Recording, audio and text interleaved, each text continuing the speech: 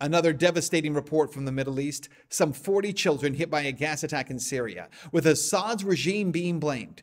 President Trump tweets that Assad is an animal, but that Russia and Iran are responsible for backing him, and he says there's, quote, a big price to pay. There are major problems with what is being played out in the Middle East that other media are simply going to ignore, but we won't. Let's give it a reality check. Reality Check with Ben Swann, powered by Dash Digital Cash. Well, it is a difficult issue to take on, largely because emotions around this issue are so high. But over the weekend, reports of another chemical attack in Syria, this one in the city of Douma. Video released on ABC, CNN, Al Jazeera, and so many other networks shows the horrific sight of small children who have been gassed. According to the Associated Press, suspected poison gas was used to attack the last remaining foothold of the Syrian opposition in the eastern suburbs of Damascus, killing at least 40 people, including families found in their homes and shelters. Now, these reports come from rescue groups and anti-government forces inside Syria. Well, Sunday, President Trump responded with a series of tweets. Take a look. Quote, "Many dead, including women and children, in mindless chemical attack in Syria. Area of atrocity is in lockdown and encircled by Syrian army, making it completely inaccessible to outside world. President Putin, Russia, and Iran are responsible for backing animal Assad. Big price to pay. Open area immediately for medical help and verification. Another humanitarian disaster for no reason whatsoever. Sick." Well, President Trump went even further to threaten even more action against Assad, tweeting this, quote, "If President Obama had crossed his stated red line in the sand, the Syrian disaster would have ended long ago. Animal Assad would have been history." Well, it was nearly 1 year ago to the day when reports of another Syrian gas attack prompted the U.S. military to conduct airstrikes against a Syrian airbase. But as I reported only a few weeks ago, the U.S. Secretary of Defense now admits there was actually no evidence in that case, or in any case, that the Syrian government was the one that used sarin gas. And yet, that reason was the reason the U.S. gave for the most recent airstrike. Watch this. According to Defense Secretary James Mattis, there is no evidence that the Syrian government has used sarin gas on its own people. Here is exactly what Secretary Mattis told reporters at the Pentagon. Quote, "We have reports from the battlefield from people who claim it's been used." Mattis told reporters at the Pentagon, "We do not have evidence of it. We are looking for evidence of it, since clearly we are dealing with the Assad regime that has used denial and deceit to hide their outlaw actions."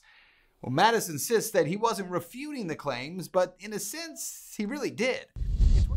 So with no evidence, the U.S. previously conducted an airstrike against a Syrian air base. And now President Trump is saying he's going to go even further.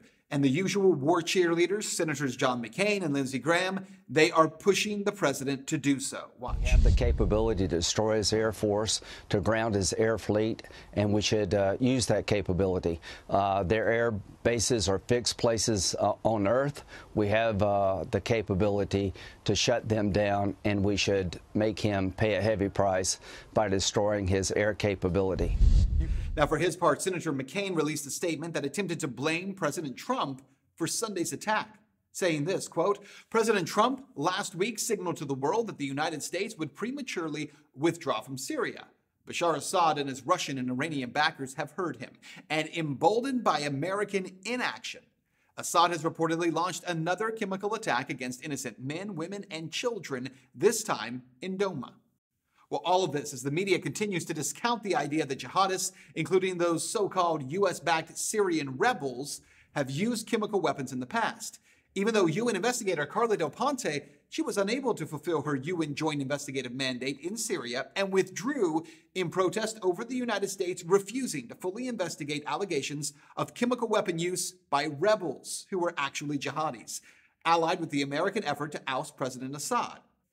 According to the Times of London, Carla Del Ponte, head of the independent UN commission investigating reports of chemical weapons use in Syria, told a Swiss-Italian television station that UN investigators gleaned testimony from victims of Syria's civil war and medical staff, which indicated that rebel forces used sarin gas, a deadly nerve agent. Quote, "Our investigators have been in neighboring countries interviewing victims, doctors, and field hospitals. And according to their report of last week, which I have seen, there are strong, concrete suspicions, but not yet incontrovertible proof of the use of sarin gas from the way the victims were treated. DePonte said in an interview, it was translated by Reuters, quote, "This was use on the part of the opposition, the rebels, not by the government authorities," she added. So what you need to know, that goes back to what Senator John McCain said about Syria doing this because the U.S. might withdraw. But the opposite of that statement is likely true. Now consider this. A year ago, with no evidence, President Trump ordered the largest strike so far against Syria over claims of chemical weapon use, right? So if now the president signaled he would withdraw from Syria, why would the Syrian government, before the withdrawal happens, use chemical weapons on its own people? Strategically, that makes no sense at all, unless there's a bigger strategy at play here. That involves the US, Israel, Russia, and Iran. But believe this, what's being sold in the media as to what is happening in Syria is not what it seems. Would Israel and the US attack Syria and Iran because of a chemical attack that's not been proven to be from the Syrian government? Remember, Israel recently admitted that it was behind the 2007 bombing of Syria's nuclear reactor. And just 2 weeks ago, a joint military exercise between Israel and the US played out a scenario of an Iranian attack on Israel. Meanwhile, the media shows you pictures of harmed children and avoids the bigger question, which is this.